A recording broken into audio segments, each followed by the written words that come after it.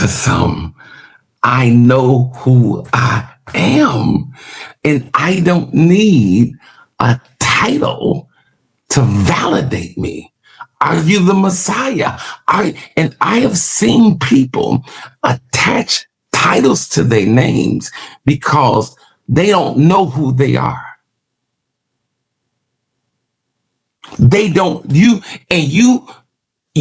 give in to the pressure of people trying to push stuff into you. No, I am not Elijah. No, I am not. No. Who are you? He did not fail to confess, but confess freely. I am not the Messiah. Once you know who you are, it protects you. Like, it protects you. Envy can't get in you. You do you. I know who I am. Like, look at me. I'm amazed at people that go on social media that have so many opinions about me. I am 62 years old.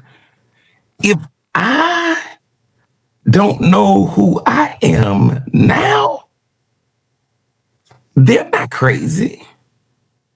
I'm special. I'm special. There's something wrong with me.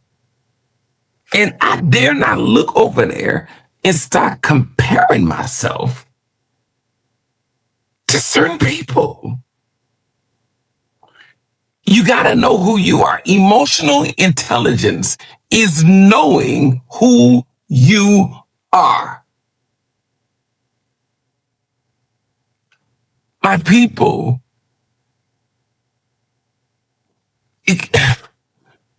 why are you jealous of a prophet? You're not one.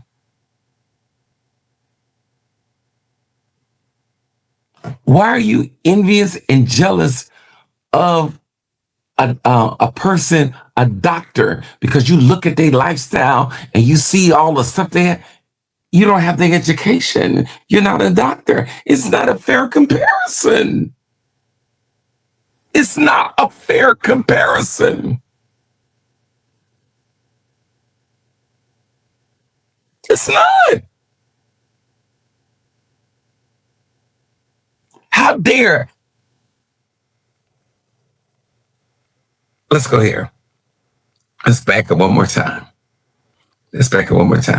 What is envy? Envy is sorrow, resentment, or bitterness over another person's blessings, abilities, possession, relationships, or success. It is not fair for somebody who is in their 20s or in their 30s to look at somebody who is my age, who's been doing this thing for quite some time, and then you become resentful, you become bitter over the blessings.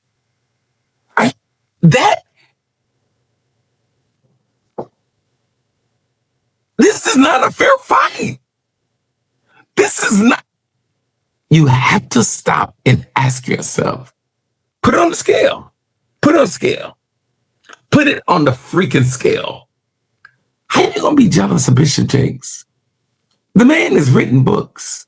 The man has written movies. The man has been doing ministry for God knows how long. His influence, and you comparing yourself to him, and you 25 or you 30?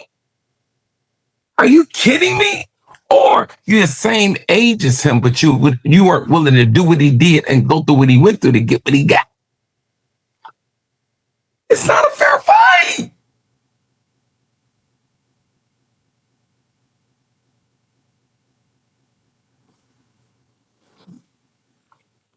One of the blessed things is knowing who you are.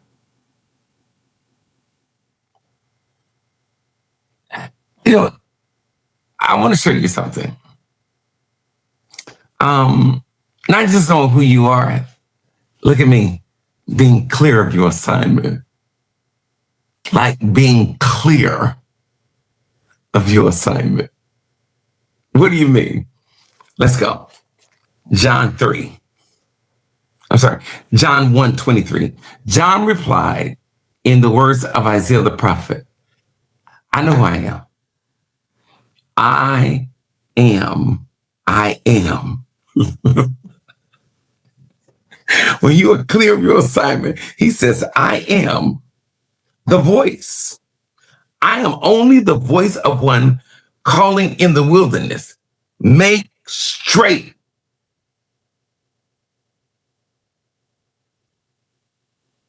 the way of the Lord. I'm assignment. I'm the forerunner.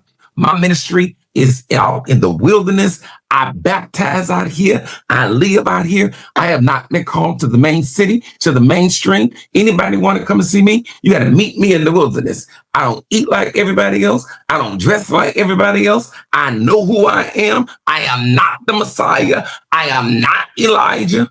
I am not the prophet. I am what? I know my assignment. Look at me. I can help you. Some leaders. I know what I do. I know what my ministry does. I know what my ministry does. What do? 5 pillars. Word, worship, prayer, outreach, community development. What? And so when people come to me and say, well, I was over there. Do we do this over here? We are word. We are worship. We are prayer. We are community service. And we are outreach, and we are community development. I know who I am. Everything I say respectfully. Everything I say respectfully. So years ago, this one lady came to me. I was 5'4". Who's the prophet of the house? Who's the chief apostle? Who's the head? Who's the head prophet of the house? I said, would you like to meet who's over outreach?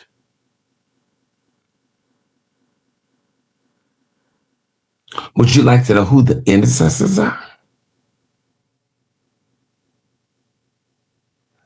Would you like to know who's over the word as far as Bible studies and digging into the word of God? Then this person said, I feel like I should be the head prophet of this church. I said, we're good. I said, yes, I believe in prophecy. Yes, I believe it. This is who we are. And this is what we do. Well, what time on Sundays do y'all do deliverance? Who got the bags and the towels?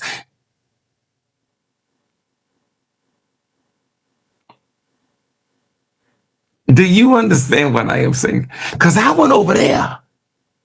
And when I was over there, look at me, and I saw some of our members over there. Then maybe you should go over there. Because I know who I am.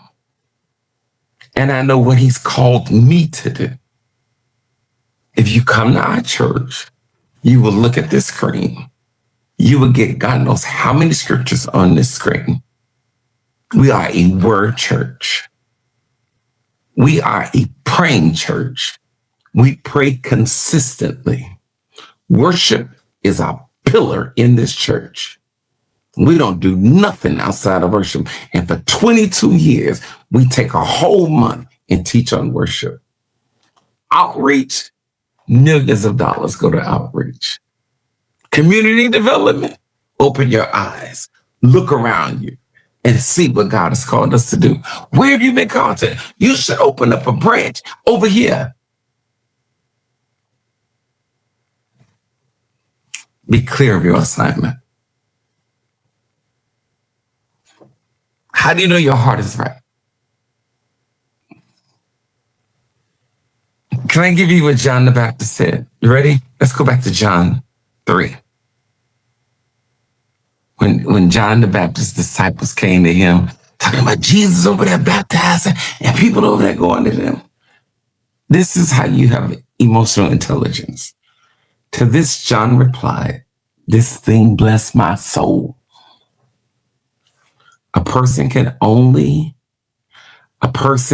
receive only what is given them from heaven.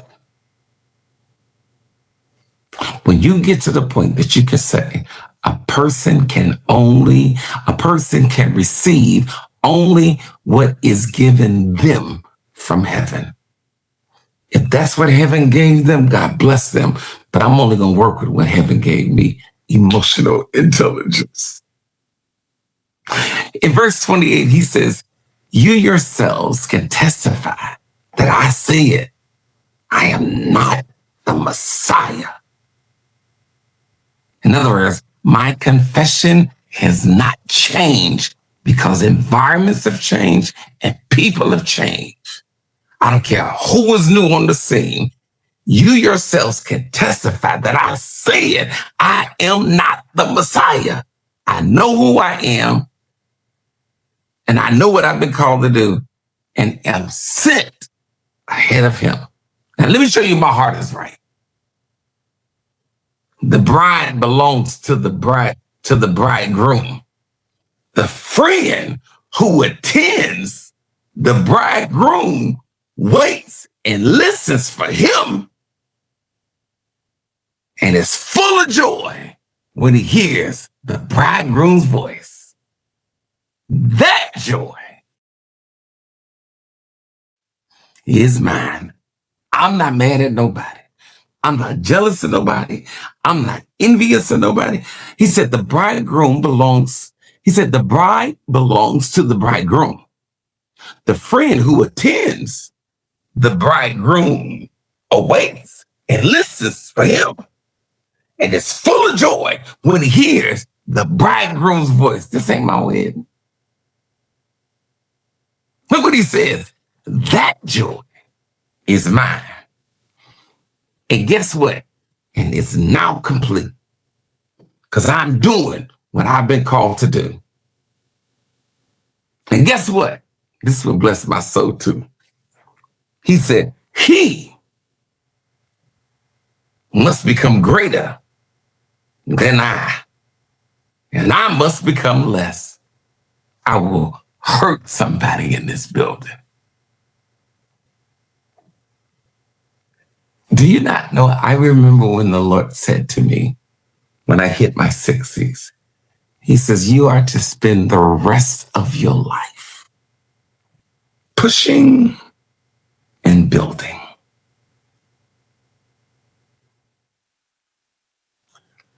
You are at the age of your life. You have one responsibility: to push and build.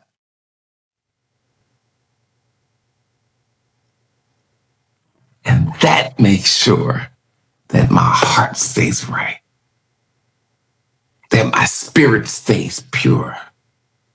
Because I know who I am. I know what I've been called to do. And I'm clear. Guys, whenever it's identify the jealousy, identify it. God will put somebody in front of you, and that thing is supposed to ignite something in you, set your goals, get your skills straight, show you a lifestyle, and be like, you can have the same thing. Lean in. Lean in. I did not know what wealth looked like until I got around it.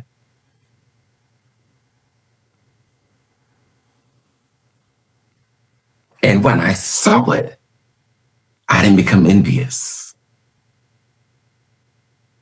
When I saw it, I did not have evil jealousy. I had a righteous jealousy. When I saw big churches and how they were built and how they were structured, I did not have envy. I did not have jealousy. That thing ignited something. And I am saying to some of you all, when that thing hits you, don't rebuke it. You've been rebuked. You've been putting out a fire that God's been trying to start. Do you hear what I'm saying to you? I tell everybody that come on our grounds of our church, I tell every leader that come in, that if you step grounds on New Life, you are standing or sitting in the belly of a promise. And while you stand here or sit here, I tell you to say to God, the same God, because he's no respect of persons. Don't you let that devil let you come in here like who he think he is. I can't believe he did. Send that back to hell. Send it. And then when you talk to me, you'll see a smile on my face as we talk about, look what God did. This is why whenever I do my leaders and my pastors and my business conference, my one conference in September, I tell our team, open up everything, give away all the information, give away everything that we have, give them our structure, give them our paperwork, take it, take our name off of it, put your name on it. What am I doing? Because I have been assigned to push and build. And that is how I keep my heart right. Try to hear what I just. That is how you keep your heart right. Esteem others higher than yourself. I know for a fact that God is putting some people in front of you. And because we've never been told. We've been told, don't covet. Stop. I'm not coveting them. I don't want their stuff. I want the God that did it for them to do it for me. Can you please type that on the screen? The God that did it for them will do it for me. Come on. The God that did it for them will do it for me. This is a righteous jealousy right here. This thing done sparked something in me. I got to tighten up my game. I got to get my business together. I got to get my people together. I got to get my team together. I got to get my finances together. I got to sharpen up my skill set. Do you hear me?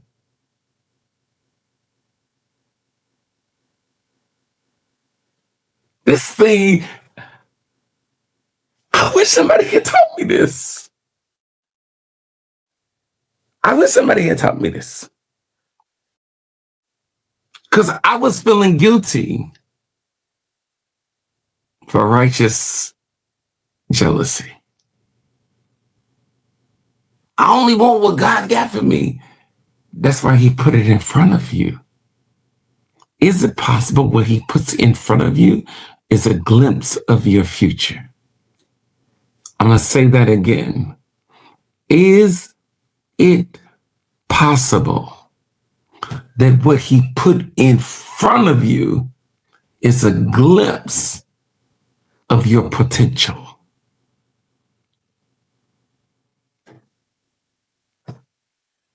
Okay, I just want to know how far y'all want. I am so far out there now. What I got to lose?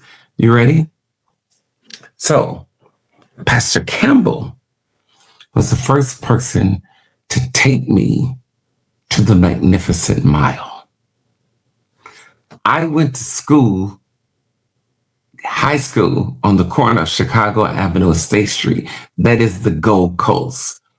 That's where the Lord put me in high school. So I'm in school with wealthy people. I had never seen a wealthy family until I went to, Black family, should I say, until I went to Cathedral. When I went and saw this wealthy family, the Blockers, and when I went in their house, I didn't know what to do with myself. I had never seen anything like it. I had never seen a Black family sit at the table and eat as a family. When I went over there, come have a seat, we're gonna eat together. I'm sitting there like, what is this? And then Elder Campbell took me to Gibson Steakhouse. Elder Campbell took me to Barnes of New York. Elder Campbell took me to Saxford Avenue, Neiman Marcus. Elder Campbell took me to places. He bought my first custom made suit. He bought my first custom shirt. I got exposed to my future.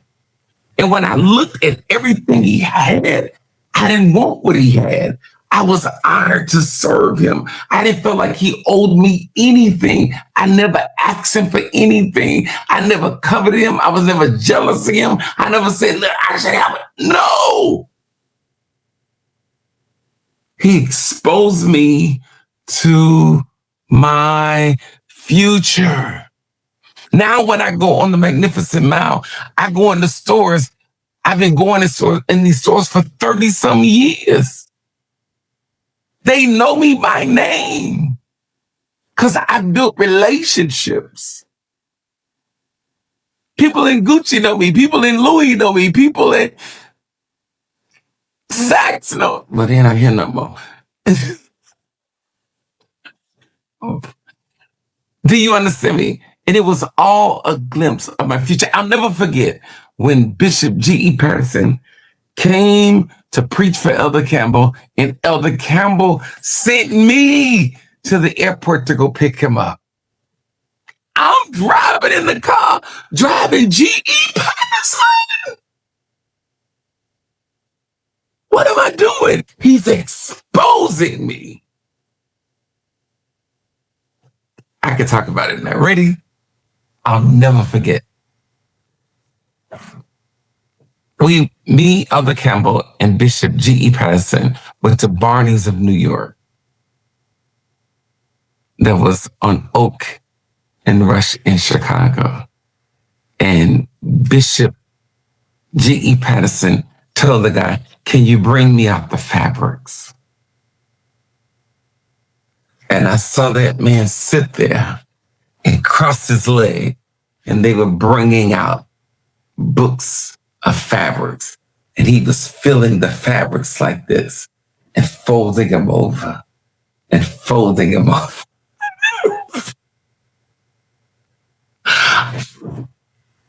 I'm from the West Side, from the projects, and I'm watching this man fill fabrics, get a feel for it, set it aside, and order about 3 to 5 custom suits, and then blink one time.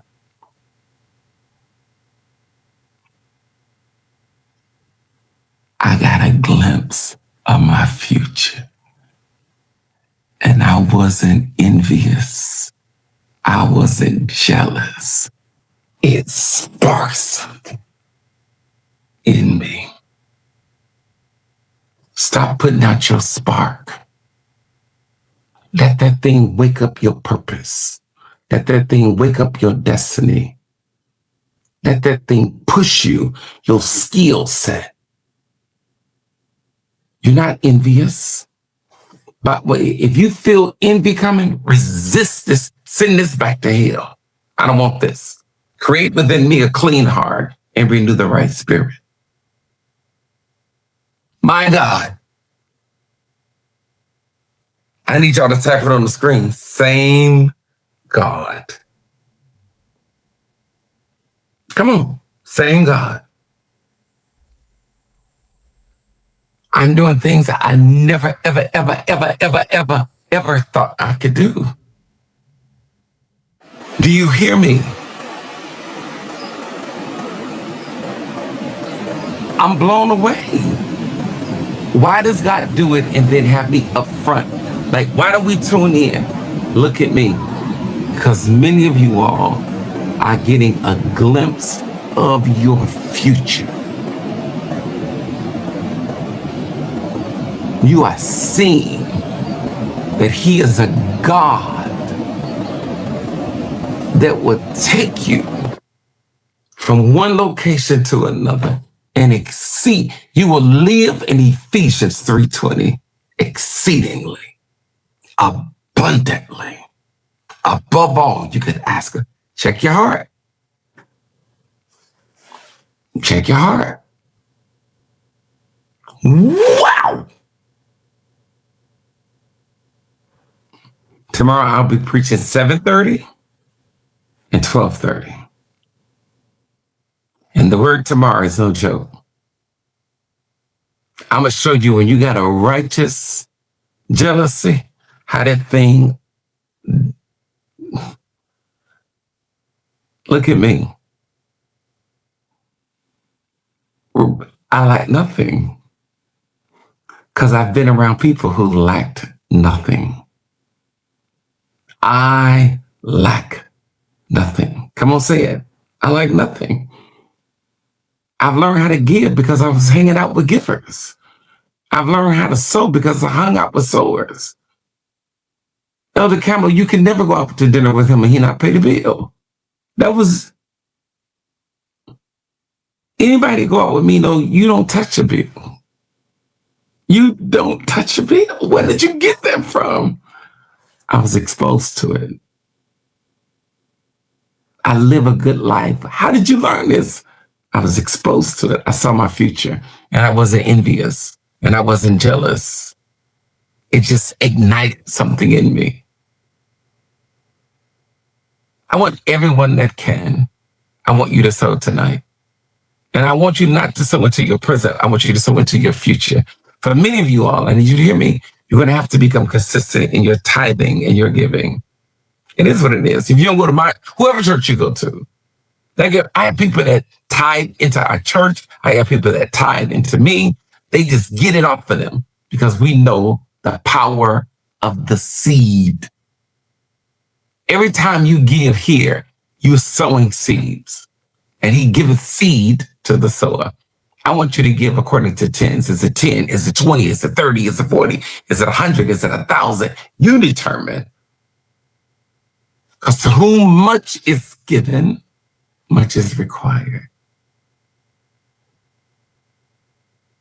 I want you to call this my future seed. And I pray the same God that did it for me, do it for you. There are 3 ways that you can give: Cash App, money sign, Holy John 2, Holy John 2, Holy John 2, capitalize the H and the J and the number 2, PayPal, Holy John, capitalize the H and the J, or go to newlifesoutheast.org, newlifesoutheast.org. Go to give online, look for Saturday Night Devotion, and you can give there. But there are 500 of you that are listening to me right now. I want you to decide which seed are you going to sow. I want you to sow your future seed. It's where you're going. It's not where you are. When I'm no longer pastoring, I am going to do some of the most transparent conversation that I must get some people. I have to be very careful right now with the seat that I sit in because people feel and think that pastors shouldn't have anything. So we're not able to testify or to show everything that God has done because people can't handle it. I showed a picture of me on the water And some gentleman came in the post. Did you take some members with you? They paid for it. I was like, no, sir. I paid for this. I paid for me and my wife to get away. My church didn't pay for none of this. I said, I feel sorry for you. That's all you think about. All right. Come on. You sow tonight. 500 of you. Is it 10? Is it 20? Is it 30? Is it 50? Is it 100? Is it 1,000? Somebody just sold 200. You decide which seed that God has given you and you sow into it. I am sowing into my future. I ain't mad at nobody. I sow into what I got coming. I don't want your stuff. I want your God. I want the God that gave it to you. My God. Come on here. 500 of you all are sowing tonight. Again, 3 ways that you can give. Cash App, money sign, Holy John 2. Capitalize the H and the J and the number 2 on the end. PayPal, Holy John. Capitalize the H and the J. If you go to newlifesoutheast.org, look for give online, look for Saturday night devotion, and you can give right there. God bless you. I love you. Pray for me. Hey, Thursday, masterclass. Friday, 12-hour prayer. It's about to go down. I can't wait for some of y'all to get to my city. We got good weather too. Thursday's gonna rain. Friday, clear skies and hot. Blue jean bottoms, white tops. White tops. That's it. All right. Love you guys. I gotta go. It's 10 o'clock. I gotta go lay my clothes out. I'm old school. You lay your clothes out for church. You don't wait till the morning to get up running around. You lay your clothes out. All right. Love you. Gotta go. Holla. Deuces. Bye.